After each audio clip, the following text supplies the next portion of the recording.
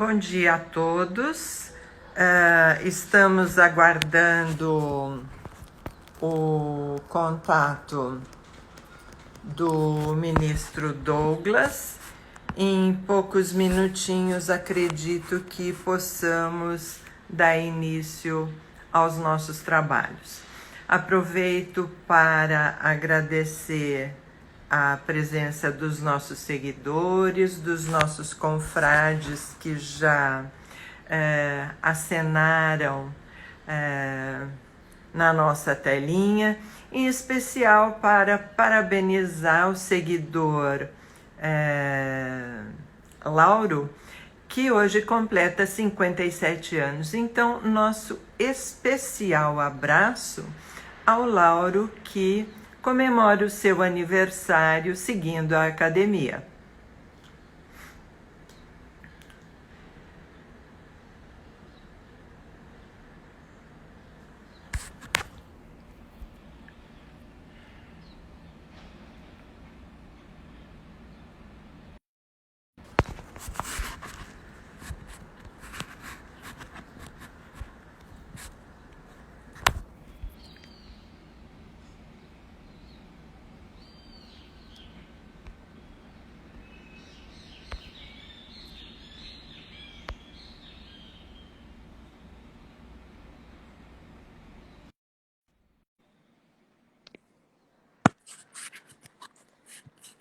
Pronto. Agora acredito. Bom dia, ministro. Salve, querida doutora Ione. Um prazer estar aqui participando de mais uma live na nossa academia. A alegria é minha, seja muito bem-vindo. Eu gostaria de dar-lhe a palavra logo em seguida a sua apresentação, para que cumprimente os nossos seguidores. Então, hoje, com muita alegria, a nossa live vai ser com o ministro Douglas Alencar Rodrigues, que, além de participar da cadeira número 59 da academia, é mestre pela PUC, doutorando pela PUC, participou de inúmeras atividades associativas, presidindo a Amatra 10, vice-presidente da Anamatra, da MB, integrou o CNJ também. E então, além de ministro do TST, é nosso especial confrade na academia. Então, por gentileza, fique à vontade para que possamos começar o nosso bate-papo sobre os desafios do coronavírus. Doutora Ione, é uma alegria muito grande poder participar deste momento de discussão, de reflexão sobre os desafios que se apresentam para o direito do trabalho, para a justiça do trabalho, nesse momento de crise, uma crise gravíssima, uma crise sanitária, que deflagrou uma crise econômica e que, por sua vez, gerou uma crise social, e já se fala até numa crise psicológica para a população que está aí em isolamento, alijada das suas relações de vida, relações normais. E isso nos gera uma série de questionamentos, de discussões. E hoje, 1º de maio, celebramos o Dia do Trabalho e, quem sabe, possamos aqui refletir sobre o que se passa com o direito do trabalho no Brasil, com a justiça do trabalho ao longo dos últimos anos, quais são os horizontes próximos e remotos que se apresentam para o direito e o processo do trabalho. Um prazer enorme estar aqui. Eu cumprimento a todos que nos acompanham, especialmente os nossos amigos, confrades, que tantas contribuições têm dado ao direito e à justiça do trabalho no Brasil. É verdade. Muito obrigada, então, novamente, pela sua disponibilidade. E eu gostaria de iniciar indagando na sua concepção. Qual é a aceitação das medidas provisórias que tratam, evidentemente, de matéria trabalhista nas esferas inferiores da Justiça do Trabalho. Porque o que se apreende é que a corte mais alta, a qual Vossa Excelência integra, que é o TST, vem dando notícias de muita receptividade. Agora, eu gostaria de iniciar o nosso desafio indagando a respeito dessa mesma aceitação perante os regionais e a primeira instância, que nos parece um assunto que causa um certo desconforto. É verdade, Vitorione. É difícil estimar como os nossos colegas magistrados da primeira instância irão se posicionar em relação a essas novas regras, regras emergenciais, regras que considero necessárias e que na dicção do próprio Supremo Tribunal Federal foram regras adequadas, oportunas, proporcionais, razoáveis. Mas fica sempre aquela sensação de que há uma resistência em relação a qualquer medida de flexibilização, ainda que adotadas em momentos como esse que estamos vivendo. O direito do trabalho cumpre uma função social muito importante, o direito do trabalho precisa ser protetivo, mas nós também precisamos entender que o sistema normativo trabalhista não existe de forma isolada, descolada de outras dimensões da realidade, entre as quais a política, a economia, a própria moral. Então, quando nós falamos em direito do trabalho, nós falamos num dos temas mais sensíveis nas sociedades capitalistas e um dos temas que estão diretamente conectados ao direito econômico. Não há como dissociar o direito do trabalho do direito econômico. Nós assistimos recentemente no Brasil a edição da Lei 13.879, a Lei da Liberdade Econômica.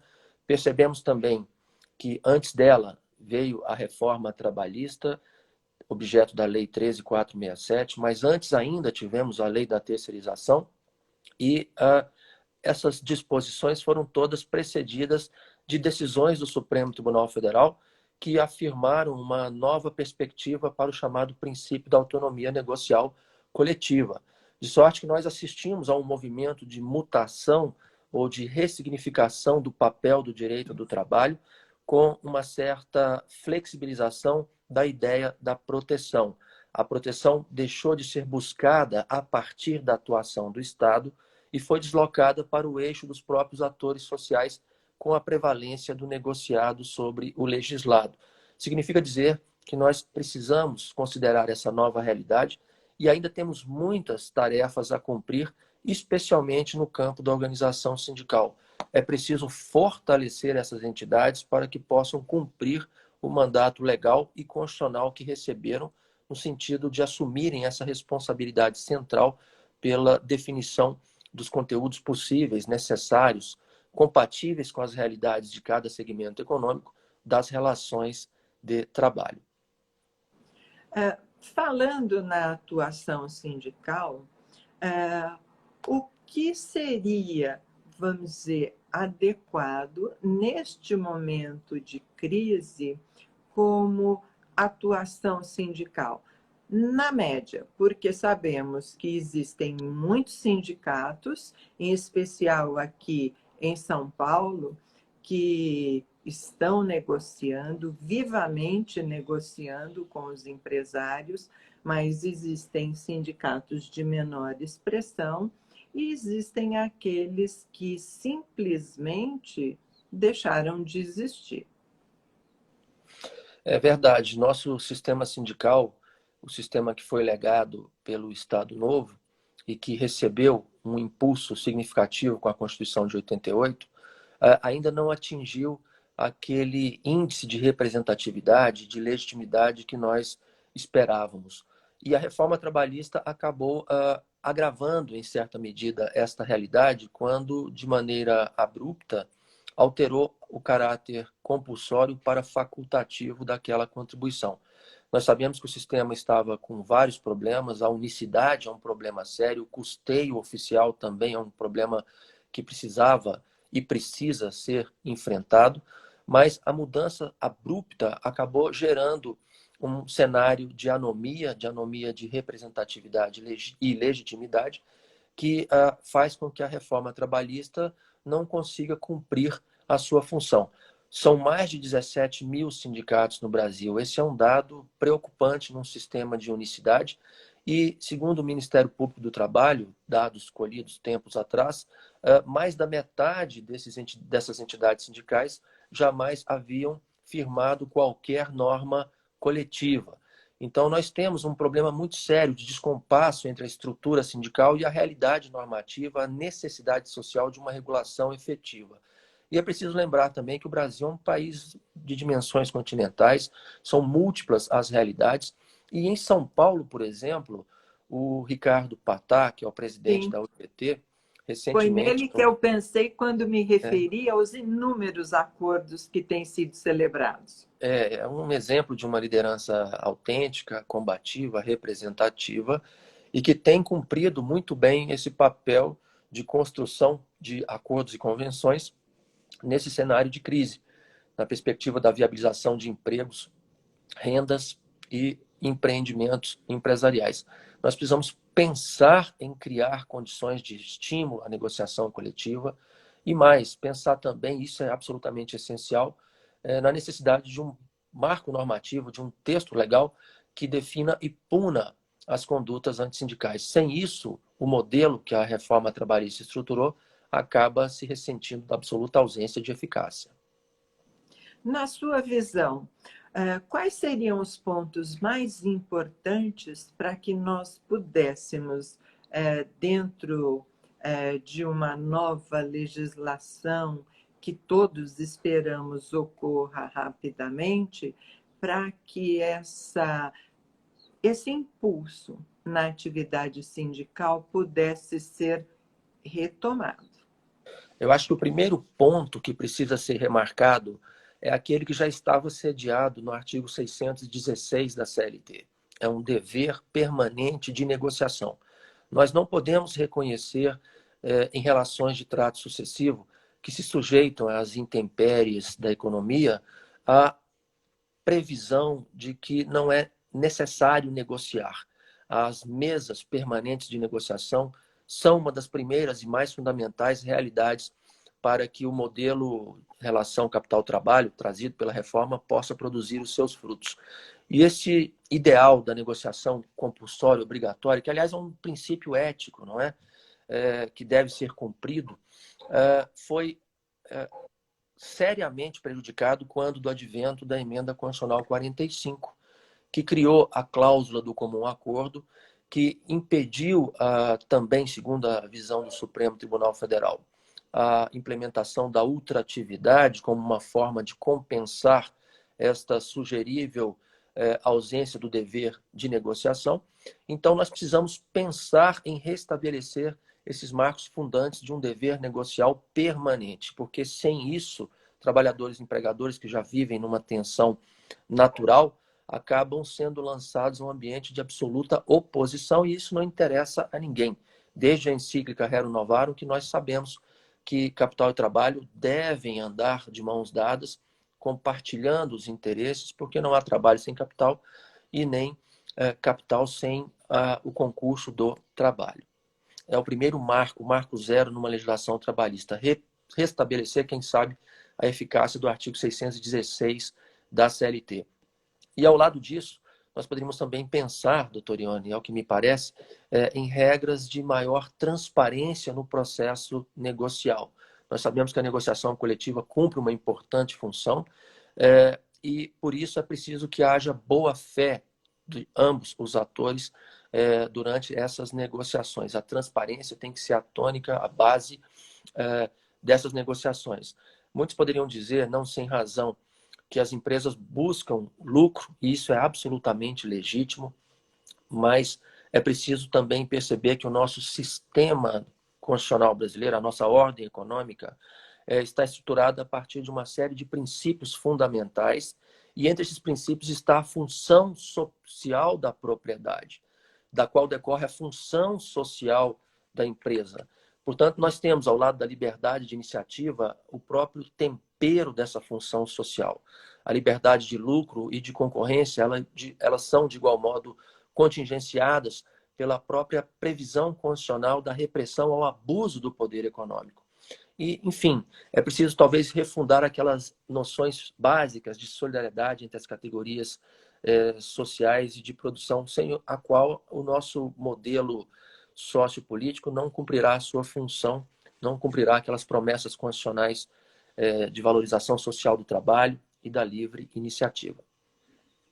Então, temos uma observação muito oportuna do nosso confrade Gilberto, que diz o seguinte: absolutamente de acordo, ministro Douglas, trabalho e economia devem andar de mãos dadas. E eu até acrescentaria algo que a nossa confreira Sônia Mascaro, em uma palestra há algum tempo, mencionou e me serviu de norte, mais ou menos no seguinte sentido, que empresas necessitam de trabalhadores e trabalhadores necessitam das empresas, porque um não sobrevive sem o outro.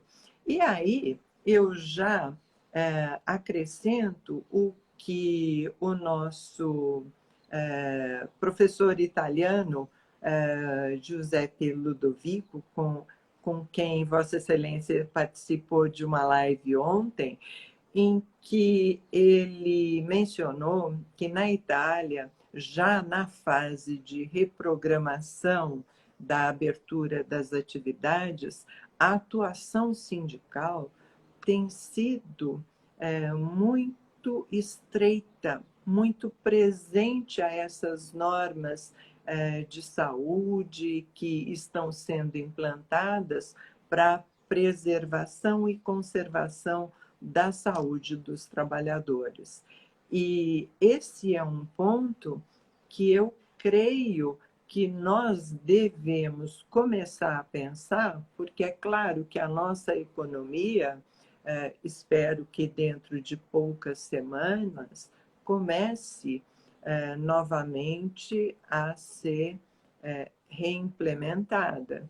Então, gostaria de ouvi-lo nesse sentido. O professor Ludovico até citou o caso da Ferrari, cujos sindicatos envolvidos estão planejando, juntamente com a direção da empresa, como e de que forma retomar essas atividades de produção. Eu cumprimento o confrade Gilberto Stummer, que tem sido incansável na defesa de alternativas adequadas para a superação desse momento de crise. Eu tenho acompanhado a atuação dele aí em muitos debates, muitas lives. Também cumprimento a confreira Sônia Mascaro. E realmente nós precisamos pensar no papel dos sindicatos no período pós-crise. Os números da economia são realmente preocupantes, avassaladores. A crise econômica que estará se instalando a partir do segundo trimestre anuncia a possibilidade aí de um incremento de 6 a 12 milhões de trabalhadores já desempregados. Isso se soma àquele contingente também de mais de 12 milhões de trabalhadores que já estavam à margem do sistema de produção. Então, nós temos um cenário pós-crise extremamente preocupante e, neste cenário em que as dificuldades econômicas estarão presentes, as dificuldades de reinserção de um contingente expressivo de trabalhadores no sistema também estará presente, o papel dos sindicatos será fundamental. De novo, aquela primeira reflexão que eu havia aqui apresentado a propósito da importância da organização sindical neste momento de crise. Aliás, é a diretriz básica da OIT, a participação, o diálogo social, o trabalho decente, construídas as condições para a realização desse ideal a partir das próprias organizações sindicais de forma democrática, sendo geridas, e isso é um horizonte que nós precisamos, sem dúvida alguma, buscar. Mas eu estou convencido de que fora da organização sindical não haverá solução razoável. E mais do que isso, nós que integramos a jurisdição precisamos transcender os limites das nossas próprias visões pessoais e perceber que o direito do trabalho precisa dialogar de maneira mais intensa com o direito econômico, com a economia, com a política. Esse é um debate que sempre existiu e que sempre vai existir. Nós assistimos agora o Supremo Tribunal Federal produzindo decisões a propósito das MPs 927 e 936, e é preciso reconhecer a importância da chamada perspectiva consequencialista das escolhas interpretativas que todos fazemos. Eu não posso resolver o problema do meu processo acreditando que, ao afirmar a inconstitucionalidade dessas disposições da medida provisória, ao restabelecer de forma plena os direitos trabalhistas, naquele específico caso concreto, eu estarei colaborando para a realização do horizonte constitucional de dignidade plena. Muito ao contrário, eu estarei comprometendo, numa perspectiva macro, a possibilidade de que haja uma transição estável nesse período de crise para que empregos, empresas sejam preservadas. Se não houver expansão da atividade econômica, não há expansão da empregabilidade. Se não houver geração de riqueza, não há como distribuir essa riqueza.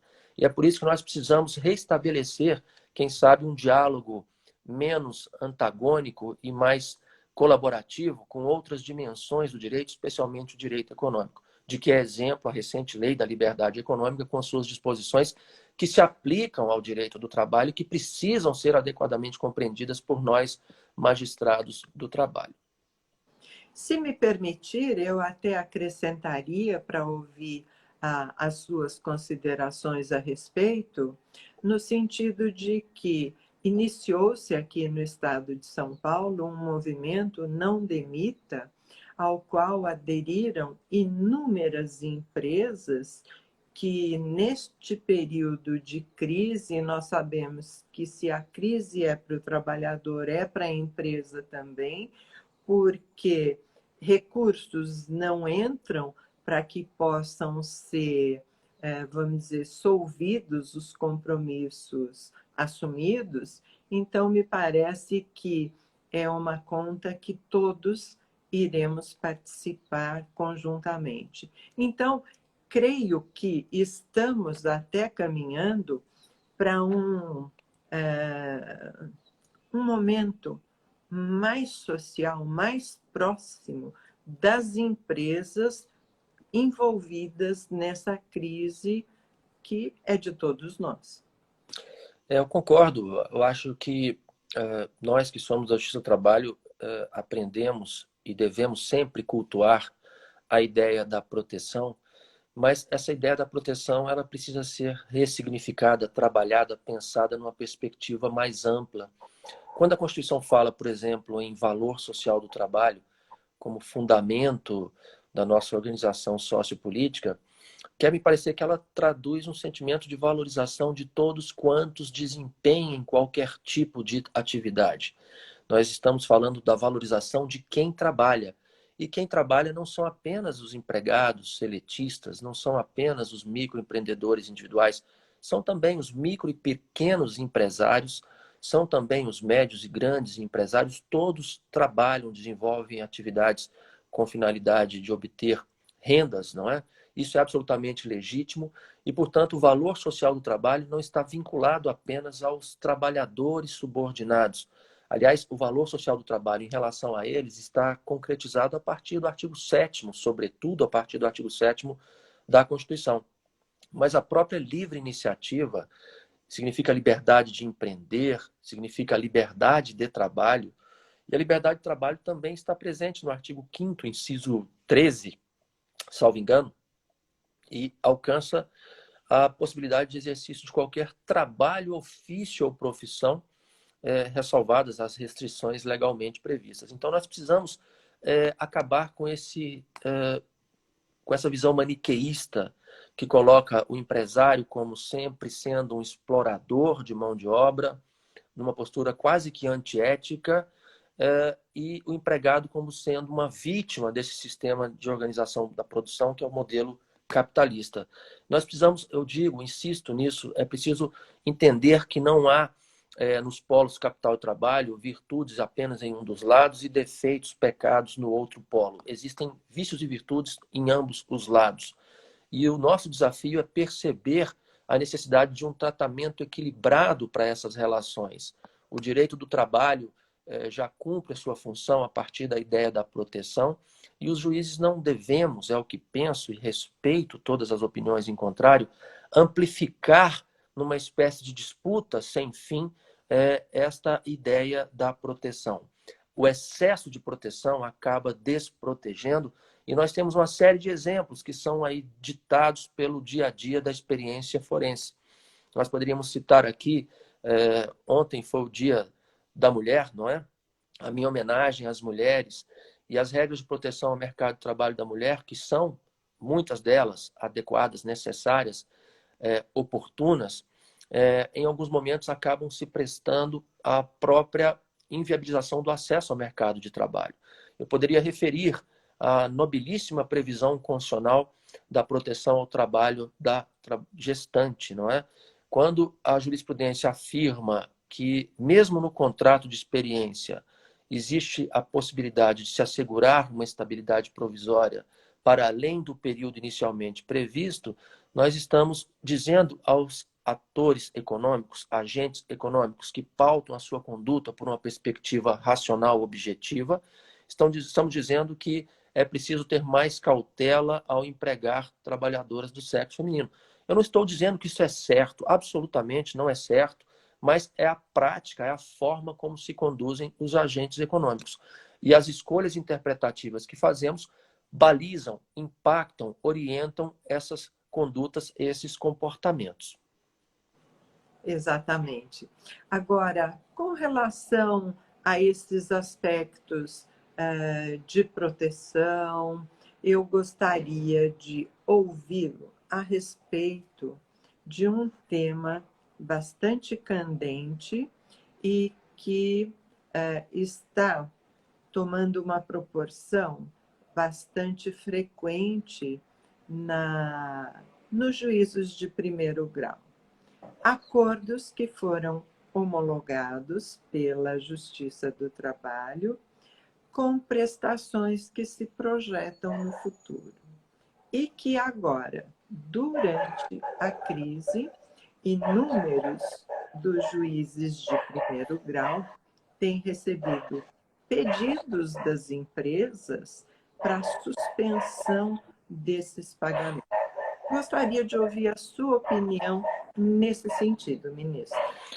Doutor Ione, essa é uma questão muito interessante, polêmica, extremamente controvertida, e nós sabemos que a teoria da imprevisão, ela orienta todas as análises que se devem fazer em torno dos negócios jurídicos de trato sucessivo, não é?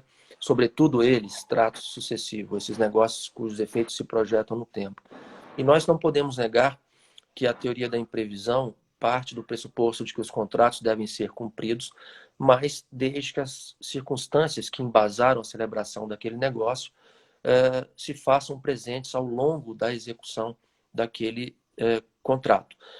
Eu considero plenamente razoável que haja, sim, uma flexibilização desses parâmetros que foram anteriormente estabelecidos, mas reconheço que isso é uma opinião pessoal e que ainda vai demandar uma discussão judicial imensa.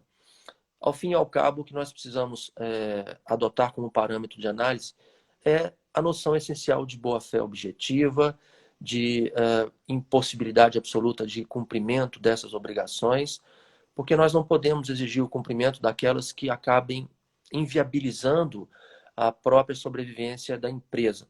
Eu tenho lido bastante, acho que a empresa cumpre uma função social importante. Nós dissemos ontem, nessa live à qual a senhora se referiu, as empresas são espaços de geração de riquezas, de empregabilidade, de viabilização de tributos, enfim, cumpre uma função que transcende o interesse meramente econômico da busca do lucro. Não é só isso. E, portanto, nós precisamos olhar para as empresas também à luz daquele princípio que foi introduzido, quando menos a partir da Lei 11.101, em 2005, que é o princípio da preservação da atividade econômica. O direito brasileiro consagra diversas regras, inclusive o Código de Processo Civil, por exemplo, quando estabelece um conteúdo de normas que buscam inviabilizar o comprometimento da atividade empresarial.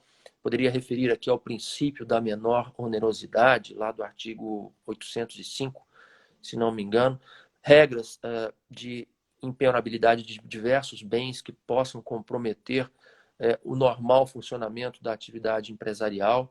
Enfim, nós precisamos agir com equilíbrio, com prudência nesse instante de crise, reconhecendo que o impacto do Covid-19 nas relações de produção é imenso e, portanto, é preciso que todos tenhamos a exata compreensão dessa realidade, viabilizando a transição que menos danos cause ao conjunto da sociedade.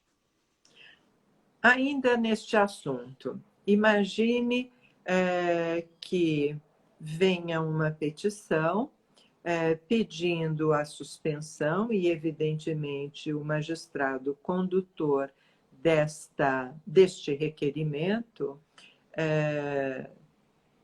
notifique o favorecido, o credor da obrigação nesse sentido, e que esta pessoa diga, justifique, não tenho como ficar sem o pagamento.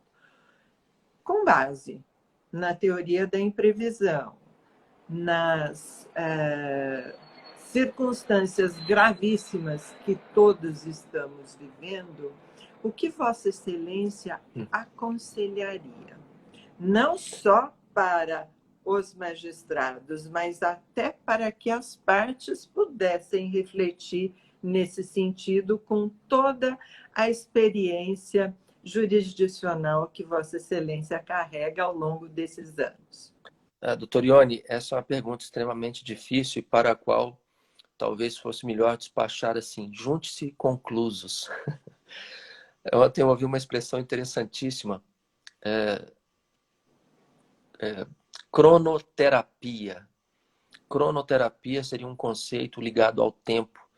Determinadas questões judiciais altamente controvertidas acabam não sendo enfrentadas e resolvidas de forma breve, porque o magistrado, diante de uma série de dificuldades, de dúvidas, acaba concedendo oportunidades para a manifestação dos litigantes e posterga o enfrentamento da questão. Eu creio que o melhor caminho nesse momento de crise seria o do diálogo, seria a da negociação transparente, subsequente, porque ao fim e ao cabo, se a empresa não tem condições de honrar o compromisso, o que vai acontecer, nada mais, nada menos, é a instauração de atos de apreensão patrimonial. E isso, obviamente, como nós sabemos, vai consumir tempo, vai consumir recursos, especialmente nesse momento de isolamento social que estamos vivendo, não é?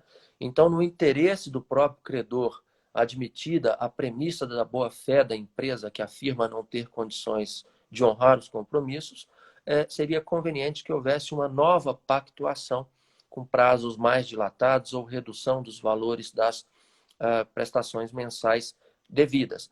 Fora dessa hipótese, resta apenas o caminho da litigiosidade de resultado incerto, da protelação, da inviabilização do acesso imediato, breve, aos valores que teriam sido convencionados. Por isso, a minha proposição, a minha sugestão seria a da busca do diálogo junto aos atores processuais.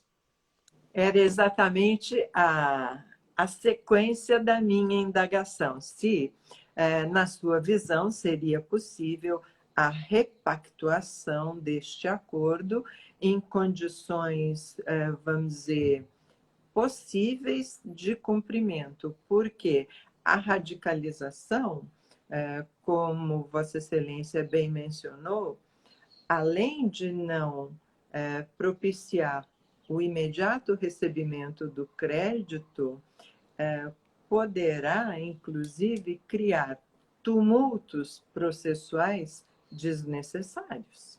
Né? Doutor Ione, foi mencionado aqui aquele movimento Não Demita. Isso demonstra a existência no seio empresarial de um conjunto expressivo de atores que têm consciência exata da função social da propriedade, da empresa, enfim. E, portanto, essa ideia de que empresário sempre age de má fé, sempre é explorador, é uma ideia falsa. Não deve ser a premissa Certeza. das nossas ações. É preciso que a empresa peticione, que demonstre a sua incapacidade a partir dessa comprovação da própria boa-fé que deve ser presumida, que se ouça o trabalhador e em seguida se delibere sobre a conveniência ou não de uma retificação do quanto havia sido convencionado. Veja que nós temos a regra do artigo 831 da CLT, que diz que a transação faz coisa julgada. É evidente, eu não estou aqui dizendo que o juiz pode decidir de forma rescisória, né? Mas não há como negar o impacto dessa crise no próprio cumprimento das obrigações. E no interesse da própria parte credora, é preciso modular esta exigibilidade das obrigações. Perfeito. Então, estaríamos diante, talvez, de uma nova figura de relativização da coisa julgada. Interessantíssima observação. Eu não pensei ainda a respeito, mas gostei desta ponderação. Juntos conclusos, doutor Ione. Eu Ótimo. confesso que, Podemos voltar a esse tema oportunamente, com ministro? prazer, Porque eu com prazer. acredito que essas discussões serão muito produtivas, como Vossa Excelência bem lembrou, dificilmente esses casos ocorrerão nas empresas de grande porte. Eu acho que essa renegociação se direciona muito mais ao pequeno e ao médio empresário e que, de um dia para o outro, ficaram, na verdade, sem recursos para cumprimento das suas obrigações. Um exemplo que eu tomo, mais ou menos no mesmo sentido, e que Vossa Excelência já deve ter tomado conhecimento, são os lojistas de shopping center que têm obtido decisões favoráveis em termos de renegociação dos seus aluguéis na Justiça Civil, por conta justamente dessa demonstração de impossibilidade de cumprimento de uma obrigação assumida. Mas eu É, acho que é um tema que vai merecer muito a nossa atenção diante dos reflexos que vai provocar no futuro. um colega do TST está estudando esse assunto com muita profundidade, é o ministro Dezena da Silva. E Ah, quem sabe, doutor Ione, uma conversa com ele possa contribuir para o esclarecimento, né, mais adequado dessa instigante, intrigante questão. Fica aqui a sugestão. claro, e já anotada para uma live futura, nós faremos contato com o ministro Dezena, sim. Ministro Douglas, eu gostaria de indagar quais seriam, na sua visão de magistrado, de professor, de estudioso do direito, quais seriam os aspectos principais que deveriam nortear a nossa vida futura, que, ao que tudo indica, não será a mesma, seja nas nossas atividades acadêmicas, seja nas nossas atividades jurisdicionais, porque acredito que esse período de isolamento nos colocou numa situação em que nós repaginamos um pouco a nossa vida e os nossos objetivos.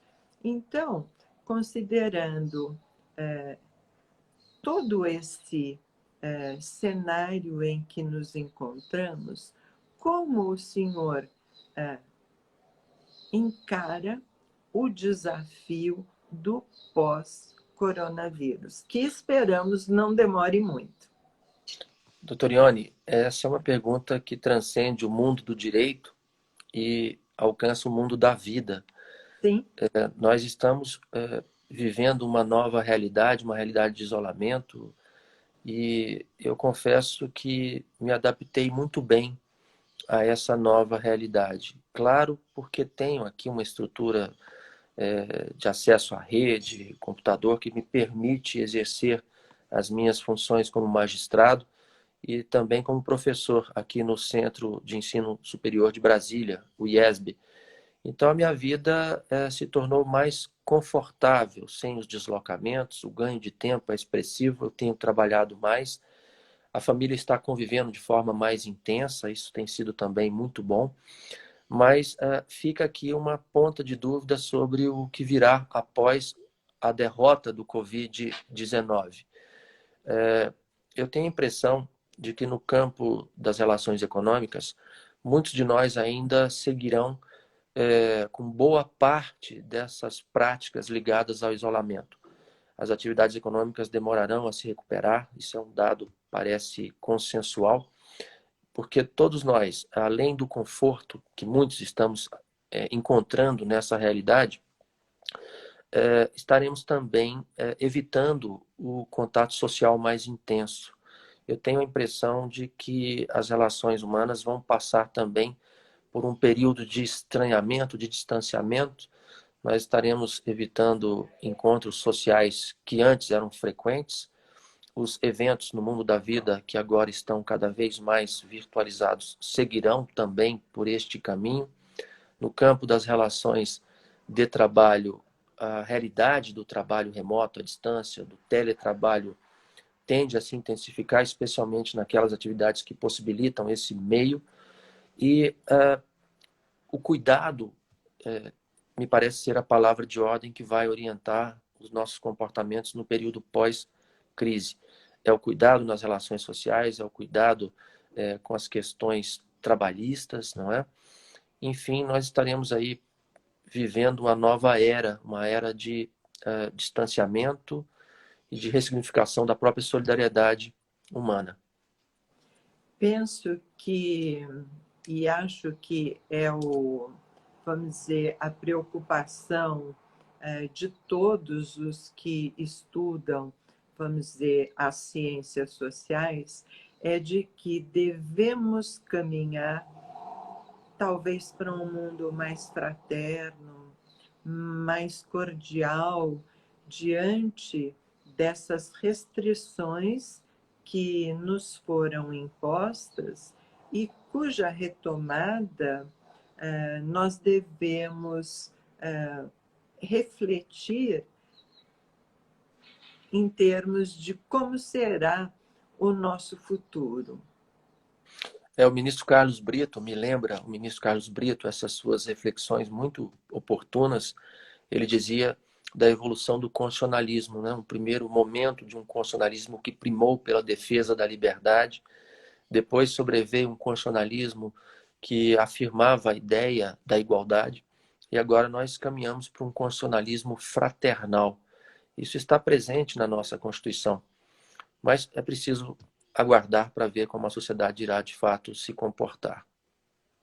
Eu me atrevi a fazer essa colocação porque diariamente nós vemos pessoas contribuindo para minimizar as falhas e as faltas que uma parte da população mais carente encontra nesse momento de crise.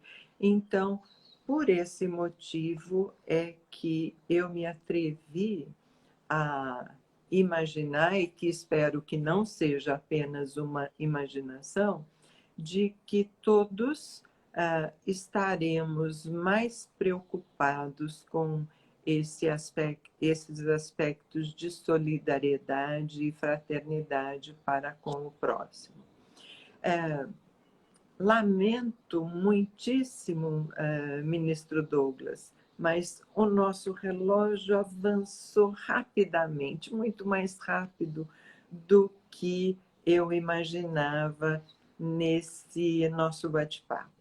Então, para que não tenhamos uma um encerramento abrupto na nossa live, eu gostaria de deixar esses minutos finais para as suas considerações aos nossos seguidores, não antes de agradecê-lo imensamente pela oportunidade de ouvi-lo. Doutor Ione, eu confesso que tenho participado de algumas conversas aqui no Instagram e confesso que essa foi talvez a mais instigante e prazerosa de todas. Questões que saíram daquela dimensão analítica, pontual, de disposições das medidas provisórias, não é? Nossos colegas, e nós também, porque usamos isso no nosso dia a dia, pensam muito a partir de uma perspectiva estritamente dogmática sobre se há força maior, não há, se há fato do príncipe, não há. Enfim, a análise pontual das disposições trazidas. E aqui nós transcendemos. Eu agradeço aí as suas perguntas que nos realçam, né, a dimensão humanista que está por trás do próprio direito do trabalho, especialmente desse direito da crise que vem sendo produzido, sobretudo a partir do Poder Executivo, e que já foi, em boa medida, chancelado pelo Supremo Tribunal Federal. Nós temos muitos desafios ainda na Justiça do Trabalho. A ministra Cristina Peduzzi, a nossa presidente, tem enfatizado a importância de que pensemos para além da crise, pensemos com o resgate das ideias de efetividade. Ela tem trabalhado de forma incansável para viabilizar a retomada das nossas atividades. E ontem, inclusive, fizemos a primeira sessão telepresencial na 5ª turma, com 198 processos, mais de 90 pedidos de preferência de advogados, e conseguimos levar a bom termo a sessão sem maiores dificuldades. Ficam aqui também outros questionamentos a propósito da segurança jurídica, da forma como os magistrados vão se conduzir neste momento de crise, mesmo após eles, né, mesmo após esse momento de crise, de sorte que eu apenas tenho a agradecer a oportunidade que me concede a Academia Brasileira de Direito do Trabalho de continuar aprendendo com grandes atores, e no caso aqui, todos eles representados por Vossa Excelência, doutora Ione, que foi uma magistrada do trabalho, aposentou-se de forma precoce, e também não posso deixar de agradecer a doutora Tereza Narras, que foi a nossa mediadora para essa minha participação. Registro aqui o meu agradecimento, o meu abraço a todos os confrades e confreiras, e a expectativa de que a academia continue seguindo nessa linha de ampla contribuição para a expansão do direito do trabalho e da dignidade humana no campo das relações de trabalho no Brasil. Era isso. Muito obrigado. Nós é que agradecemos a sua disponibilidade. Todos saímos dessa live enriquecidos, não só com os aspectos jurídicos que foram discutidos, mas, em especial, os aspectos humanos tão bem salientados por Vossa Excelência. E fica desde já o nosso convite para, no futuro, voltarmos a conversar novamente com os nossos seguidores sobre outras questões que surgirão, porque, para nossa felicidade, o direito ele procura acompanhar o fato social que está sempre muito na frente. E nós precisamos dos talentos como o que Vossa Excelência representa, seja na área do direito individual, na área do direito coletivo e, em especial, no processo do trabalho também. Ministro, muitíssimo obrigada, e eu agradeço também a atenção dos nossos seguidores, dos nossos confrades, que começaram um feriado com a disposição de nos ouvir. Então, um bom final de semana a todos e, novamente, muito obrigada.